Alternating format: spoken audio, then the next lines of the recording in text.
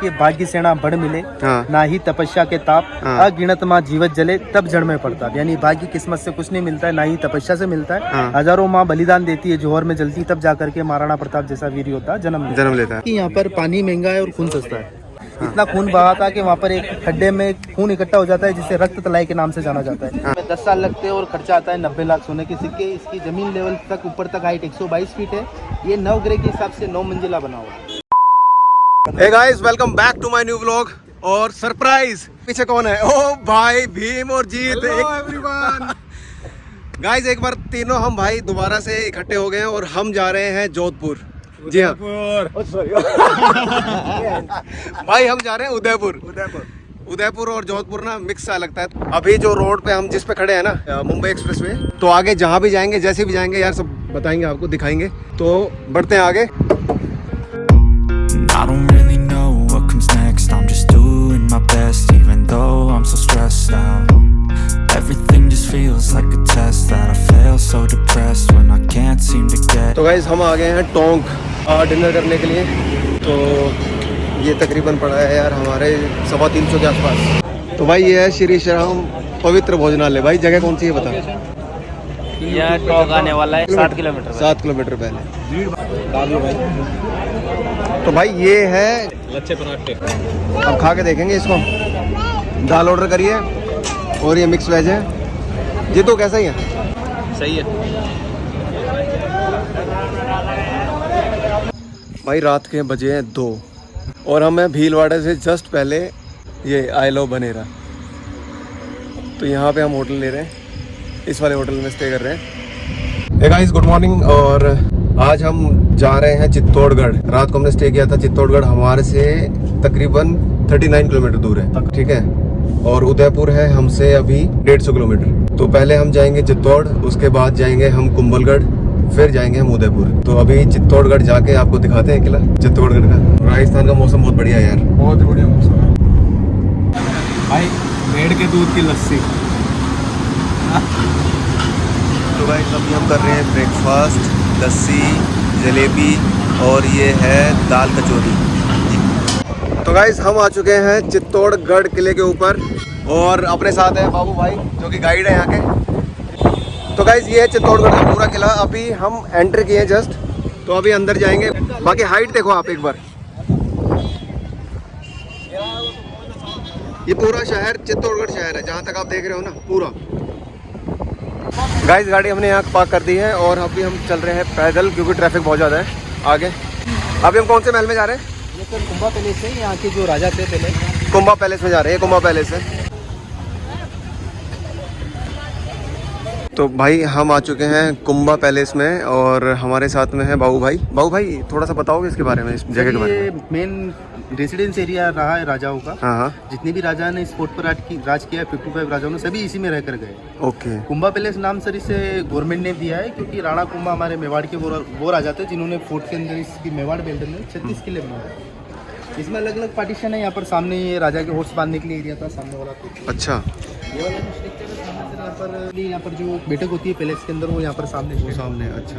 ये ऊपर ये जो देखते हैं ये स्ट्रक्चर, इसके ऊपर वो ड्रम रखा जाता है वो बजाने के लिए। हाँ, राजा एंटर हो या कोई अच्छा, करे तो इसे बजा कर ओके, बताया जाता दिया जाता है। हाँ। आगे छोटे छोटे रूम बने हैं। तो पूरा पैलेस के सर ये खंडर हो चुका है, यानी डैमेज हो चुका है। युद्ध के समय पर टाइम के हिसाब से फोर्ट टूटता रहा। अच्छा। सामने आगे से पूरा व्यू दिखेगा। शाम को यहाँ पर एक शो भी होता है, लाइट एंड साउंड। अच्छा। हाँ। तो गाइज, यहाँ पे शो होता है और शो देखने के लिए यहाँ पे बैठना पड़ेगा आपको। शो कहाँ होते हैं? Show light and sound show यहाँ से चालू होता है, साउंड लगा ना सर। अच्छा। पूरे महल में लेजर लगी, laser light. Okay. Laser show होता है। इस महल को 2 पार्टीशन में बांटा गया है। जैसे जेंट्स लोगों के रहने के लिए अलग एरिया रहता है, लेडीज का अलग रहता है। क्योंकि राजपूत कम्युनिटी में पर्दा पता की परंपरा रहती है। तो लेडीज लोग उस जमाने में उस एरिया में रहा करती है, सामने वो सामने वाले में लेडीज रहती है। और इस महल का मेन एंट्रेंस सामने से 700 एकड़ के अंदर ये पूरा फोर्ट बना हुआ है। 700 एकड़ के अंदर है? जिस पैलेस में अपन खड़े ना सर, इस फोर्ट का मेन सेंटर वाला एरिया है, बीच वाला। अच्छा। इसमें ये पैलेस बना गया है। ओके, ये सेंटर है? ये सेंटर है सर, इस पूरे फोर्ट का मेन सेंटर है। ओके। अच्छा, आगे टनल भी है? इस फोर्ट के अलग अलग पार्ट में ओहो, जिसे गवर्नमेंट ने बंद कर दिया है। तो गाइस, ये टनल है, यहाँ से ये सुरंग अंदर जा रही है फोर्ट के अलग अलग हिस्सों में। हाँ, गवर्नमेंट ने बंद किया। तो ये अभी बंद किया हुआ है इसको? एक सर एक नाम सुना होगा आपने, बनवीर करके एक शासक था जो एक सर्वेंट थे हमारे यहाँ पर, पन्ना दाई। हाँ। जब राजा उदय सिंह को जब मानने के लिए आता है तो पन्ना दाई ने अपने बेटे चंदन का बलिदान इस वाले प्लेस में दिया था, जो बिल्डिंग देखते हैं ना सामने, हाँ हाँ। इस रूम में चंदन का बलिदान दिया जाता है। राजा को बचाने के लिए एक दाई ने अपने बेटे का बलिदान दिया था सर। ये पूरा एक 3 मंजिला महल था सर। हाँ, ये पूरा था, इसका टूट गया। बाबू भाई, ये जैसे रूम तो बहुत छोटे हैं, ये तो ये बाथरूम था सर। अच्छा ये बाथरूम था, ओके।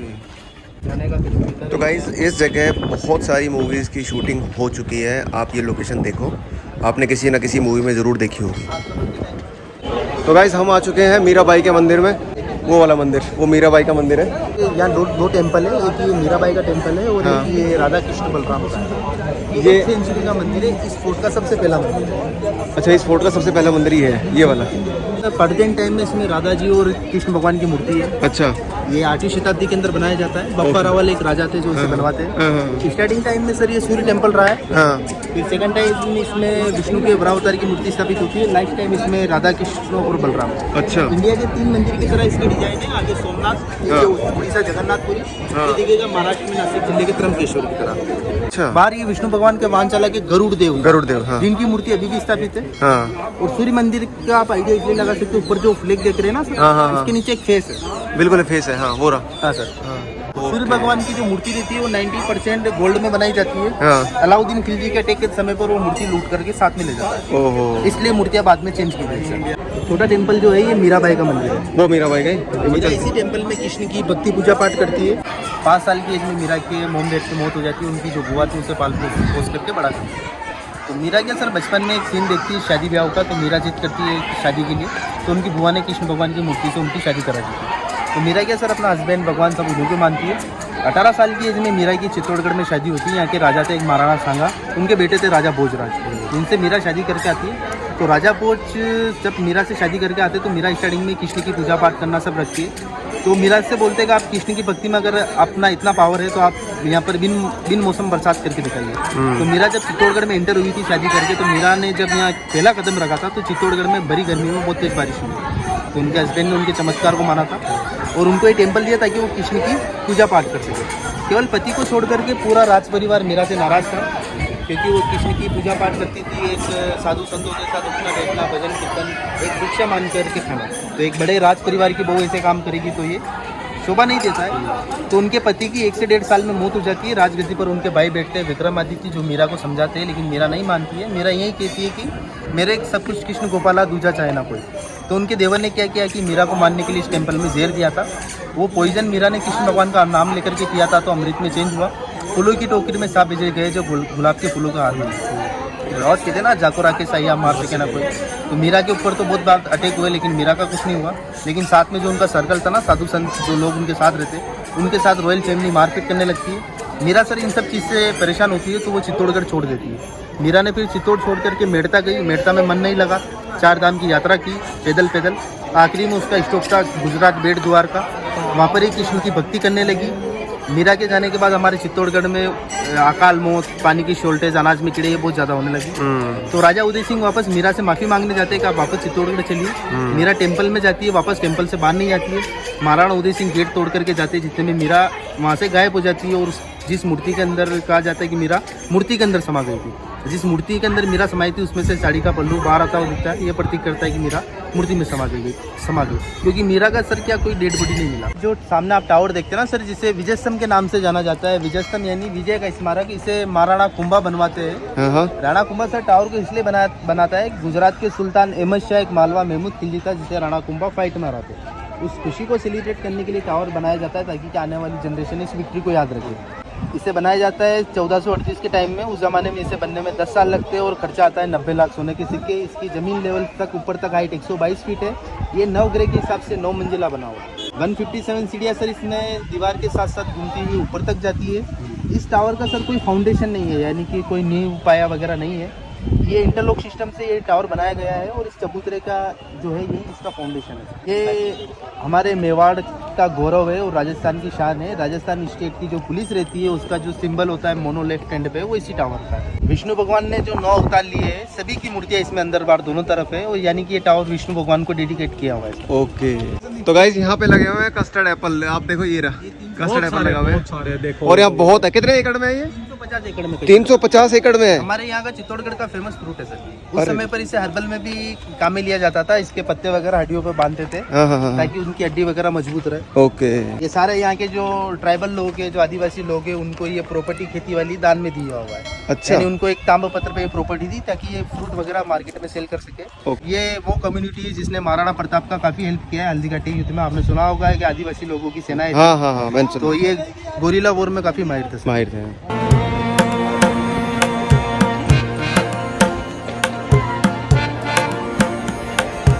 बाबू भाई हाँ, इसके बारे में बताओ यार कुछ जोरकुंड के बारे में। जो गार्डन आप देखते हैं ना सर, ये बगीचा पहले के टाइम में क्या होता है कि यहाँ पर एक 60 से 70 फीट गहरी एक खाई रहती है। खाई यानी गड्ढा, बावड़ी भी आप बोल सकते हो, जिसमें हमारे यहाँ पर एक, जैसे आप ये समझ लीजिए, ये फोर्ट का एक सबसे सेफ एरिया था। अच्छा। जैसे किले के अंदर कोई सेफ्टी पर्पज पे अगर कोई लोग छुपता था या कोई लेडीज रखती थी तो यहाँ पर आके रहते। तो उस समय पर यहाँ पर जैसे 3 यहाँ के मेजर अटैक थे, तो उस जमाने में यहाँ की जो रानियाँ थी अपने बच्चों को लेकर के यहाँ पर इकट्ठा रहती है। उस जमाने में यहाँ की जो बाउंड्री वॉल थी, जो आप देखते दीवारें, ये काफी ऊंचाई थी, 25 से 30 फीट इनकी हाइट थी। और इनमें 2 एंट्रेंस थे आने के लिए, जिनको जोहर गेट के नाम से जाना जाता है। एक एंट्रेंस जो है सामने बनाया ये है, और एक एंट्रेंस उधर है। 1803 का जो पहला जोहर था वो इसी जगह पर हुआ था। रानी पद्मनी के साथ में इस गांव की 1600 लेडीज ने जिंदा आग में जोहर किया था। पद्मावत वाला स्टार्टिंग का इंडिया का सबसे पहला जोहर था ये। वापस एक सेम कंडीशन आती है 1535 के टाइम में गुजरात के सुल्तान बहादुर शाह की, जब यहाँ एक रानी थी महारानी कर्णावती, राणा प्रताप की ग्रैंड मदर थी वो। उस जमाने में उन्होंने हुमायूं को राखी भी भेजी थी, लेकिन हुमायूं को आने में 2 दिन का लेट होता है। तो रानी कर्णावती भी 800 लेडीज के साथ यहाँ पर जोहर करती है। आखिरी अटैक 1567 में इस किले पर अकबर और मानसिंह इस फोर्ट पर अटैक करते हैं। उस समय पर यहाँ जो सेनापति थे जयमल और पता उनकी पत्नी थी फूल कंवर, वो यहाँ पर जोहर करती है। तीनों जोहर के बाद एक महाराणा प्रताप जो थे, वो इस जोहर की जो परंपरा थी हमारे एरिया में वो बंद कर दिए जाते हैं। सभी गड्ढे को पिक कर दिया जाता है।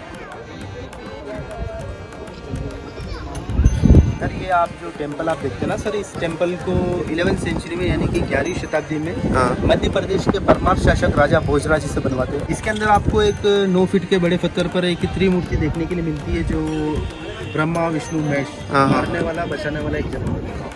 इस फोर्ट का सर पहला ऐसा मंदिर है जिसकी मूर्ति उसी टाइम से अभी भी लगी हुई, यानी कि 1000 साल पुरानी मूर्ति है मंदिर की, और मंदिर भी 1000 साल पुराना है। पूरा मंदिर सर एक लोटस में बना है, कमल के फूल के ऊपर। जैसे नीचे वाली इसकी पेड़ी देखिए, इसका जो फाउंडेशन है नीचे से वो एक फूल की तरह दिखता है जो टूटा फूटा है। अटैक के समय पर ये डैमेज हुए। ऊपर इसमें एलिफेंट है, एक सांसारिक जीवन है पूरा जन्म से लेके मृत्यु तक का।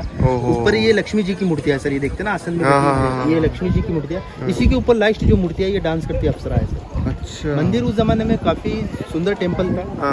तो इसे जो बनवाने वाले राजा थे, इसमें एक ब्लैक स्टोन लगाते, सामने जो देखते हैं ना पिलर्स के बीच में काला पत्थर, जैसे अपन बच्चे को काला टीका लगाते। इंडिया में ऐसे मंदिर 2 जगह है। इसमें जो आप मूर्ति आप देखोगे ये आपको 2 जगह देखने के लिए मिलेगी, या तो आप चित्तौड़गढ़ में देखोगे या फिर बॉम्बे में एलिफेंटा है, वहाँ पर एक मूर्ति शिव की ओके। और ब्रह्मा का सिंगल मंदिर अजमेर के पास एक गांव है पुष्कर, वहाँ पर है। तो यहाँ पर त्रिमूर्ति है, ब्रह्मा विष्णु महेश।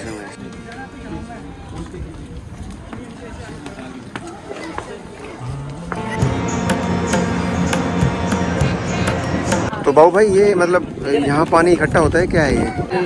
गोमुख बोला जाता है। अच्छा। वैसे जो ये फोर्ट बनाया गया है सर, ये महल मंदिर जो भी आप देखते हो, इसी पहाड़ को कटिंग करके यहाँ से पत्थर निकाले गए, उन टैंक को उन गड्ढों को टैंक का शेप दे दिया। अच्छा अच्छा। वैसे पूरे पहाड़ के अंदर 84 पानी के लेके छोटे बड़े सब मिला करके सभी का पानी इंटर कनेक्शन से लास्ट में इसी में इकट्ठा होता है, जो एक फिल्टर होकर आता है और एक गोमुख के जन्म से आता है। अरे वाह। जैसे इंडिया में आप बहुत सारे गोमुख देखते, फिर ये पानी कहाँ जाएगा लास्ट में? यहाँ से ओवरफ्लो वाला जो पानी रहता है वो डायरेक्ट नदी में जाएगा। अच्छा अच्छा अच्छा। गाइस आर्किटेक्चर देखिए यार उस टाइम के ना, मतलब लोटस से नीचे कमल का फूल, ये कमल के फूल के ऊपर जो जिस तरह से आप बनाए गए है ना, ये मतलब काबिले तारीफ है। देखो बाबू भाई इस महल के बारे में बताना क्या है? सर आप ये जल महल है, ये रानी पद्मिनी के पैलेस के नाम से इसे जाना जाता है। अच्छा। उस उस जमाने के अंदर सर ये जो पूरा जो एरिया है ये बनाया गया है एक तालाब के बीच में बनाया है, ताकि क्या एक गर्मी के टाइम राजा लोग यहाँ पर रहने के लिए आ सके। ओके। जैसे अपन ने स्टार्टिंग में कुंभा पैलेस देखा हाँ, था, हाँ। वो सर्दियों और बरसात के टाइम रहने के लिए था। हाँ। गर्मी में ही उनके एक फार्म हाउस थे जिसमें हाँ। ये राजा रानी के रहने के लिए रूम के तौर पर काम करता था। इसके अंदर इस पैलेस के अंदर क्या रहता है कि चंदन से लेप किया हुआ है ताकि अंदर ठंडा रहे। जैसे आपको बताओ तो चंदन लगाते हो तो ठंडक होती है। हाँ। तो ठंडक के लिए इसमें चंदन से लेप किया हुआ है और चारों तरफ इस पैलेस के पानी है, पानी की वजह से महल ठंडा रहे और चारों तरफ इसके विंडो ओपन है ताकि हवा पानी के साथ लगकर ठंडी हवा है। हम आ चुके हैं चित्तौड़गढ़ के फ्रंट गेट पे। ये मेरे पीछे आप देख रहे हो ना, ये मेन गेट है यहाँ का और एंट्रेंस गेट है। तो मेरे साथ है बाबू भाई। बाबू भाई इसके बारे में बताओ थोड़ा सा। ये इस फोर्ट का मेन एंट्रेंस रहा है क्योंकि यहाँ पर सूर्यवंशी राजाओं ने अपना शासनकाल किया है। तो सर एक आपको पता हो तो जैसे पूर्व दिशा जो रहती है मकान बनाने के लिए उसे शुभ माना जाता है। तो वास्तुशास्त्र के हिसाब से ये जगह शुभ भी थी, तो इसलिए राजाओं ने अपना मेन एंट्रेंस इसी तरफ रखा। फोर्ट के अंदर 40 से 50 बार जो अटैक हुए उनके सभी के बैटल इसी ग्राउंड में हुए। तो ये वो मैदान है जहाँ पे लड़ाई हुई सारी। युद्ध का मैदान है, तो इसे हड़माला का युद्ध मैदान भी कहा जाता है ना सर। इसमें फोर्ट की 70% आर्मी बैटल ग्राउंड में फाइट लगती है, 30% किले के अंदर रहती है। अच्छा। 70% आदमी अगर हार जाती है नीचे वो मारी जाती है, तो बाहरी सेना जो रहती है आक्रमणकारी वो फोर्ट के अंदर आते हैं। तो वो क्या करते हैं सर, दरवाजे तोड़ते थे। अच्छा। पहले के टाइम में टेक्नोलॉजी इतनी थी नहीं पावरफुल, हाथियों से दरवाजे तोड़ते थे। हाँ हाँ। और उस समय पर क्या होता है गेट के ऊपर ऐसे नुकीले लिए नुकीले। हाँ बिल्कुल। मोटे क्या होता है कि हाथी ये नुकीले बना। क्या होता है हमारे राजस्थान में केमल जो रहता है वो बहुत कम रेट में मिलता है। हाँ हाँ। तो हाथी को बचाने के लिए ऊँट को मारा जाता है। ऊँट की पूरी बॉडी को इन किलों पर बांध दिया जाता है। फिर हाथी क्या करता है, ड्रिंक कराते हैं, मदिरा उसे पिलाते हैं। हाथी को इतना पागल कर दिया देते जाता है हैं, कि पागल हो जाता है। फिर स्पीड में आता है, टक्कर लगाता है, किले ऊँट के पेट में, हाथी सुरक्षित बाहर। ओहो। धीरे धीरे बाद में टेक्नोलॉजी चेंज हुई। हाँ। बाबर के टाइम में तो 1527 में अकबर के पास काफी मात्रा में गोला बारूद थे। मानसिंह और अकबर के अटैक के समय पर ये जिस दीवार पर अपन खड़े हैं, दरवाजे है, सारे तोप से तोड़े गए। तो ब्लास्ट के कारण क्या सर पूरा रास्ता टूट फूट गया, पूरा टूट गया। तो गवर्नमेंट ने भराव करा करके यहाँ पर सीढ़ियाँ बनाई ताकि टूरिस्ट लोग उतर कर देख सके। ये कहावत कही जाती है कि यहाँ पर पानी महंगा है और खून सस्ता है। इतना खून बहा है कि आपको हल्दी घाटी के बारे में पता हो तो हल्दी घाटी में इतना खून बहा था कि वहाँ पर एक खड्डे में खून इकट्ठा हो जाता है जिसे रक्त तलाई के नाम से जाना जाता है। जो रक्त तलाई अभी भी है सर, मतलब इतना खून बहा था। तो यहाँ पर इतने सारे हड्डियों के कंकाल मिले। तो यहाँ पर एक नेचुरल हमारे यहाँ पर एक डेड बॉडी का सिंबल है। जो सामने का पहाड़ देखते हैं ना सर, देखिए एक आदमी का शेप है जिसका डेड बॉडी रखा हुआ, जिसका सिर है। अरे हाँ बिल्कुल सही कह रहे हो। वो तो सर है, वो धड़ है, उसका पैर है नीचे। पैर है। तो ये नेचुरल एक डेड बॉडी का सिंबल है। अगर मेवाड़ से आप लाशें इकट्ठा करोगे तो यहाँ पर इतना बड़ा पहाड़ बना लोगे उन लाशों का। ओ इतनी भाई लाशें साहब। तो हमारे यहाँ जैसे महाराणा प्रताप के लिए आप कहते हैं ना कुछ इतना बड़ा वजन नहीं उठा सकते, वो नहीं करते। तो हमारे यहाँ महाराणा प्रताप एक देवता रूपी शासक थे, जिसके लिए कहावत कहते हैं कि भाग्य सेना बढ़ मिले, ना ही तपस्या के ताप, अगिनत माँ जीवत जले तब जड़ में पड़ता। यानी भाग्य किस्मत से कुछ नहीं मिलता है, ना ही तपस्या से मिलता है। हजारों माँ बलिदान देती है, जोहर में जलती, तब जाकर के महाराणा प्रताप जैसा वीर योद्धा जन्म लेता है। अरे भाई साहब क्या बात देवता रूप में वो राजा थे। बाबू भाई बहुत बढ़िया यार, मजा आ गया।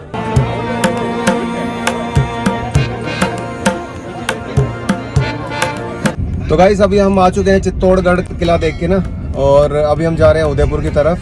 बहुत कुछ सीखने को मिलता है, कैसे स्ट्रगल करते थे वो, अपने आप को कैसे बचाते थे, तो मतलब बहुत चीज़ें सीखने को मिलती है हमें। तो अगर आपको अच्छा लगे तो यार लाइक ज़रूर करना वीडियो। और दूसरी चीज़, अभी हम जा रहे हैं उदयपुर यहाँ से चित्तौड़गढ़ से उदयपुर का रास्ता लगभग 1.5 घंटे का है। तो अभी उदयपुर पहुँच के फिर दिखाते हैं आपको उदयपुर का सीन, ठीक है? तो बने रहिए यार।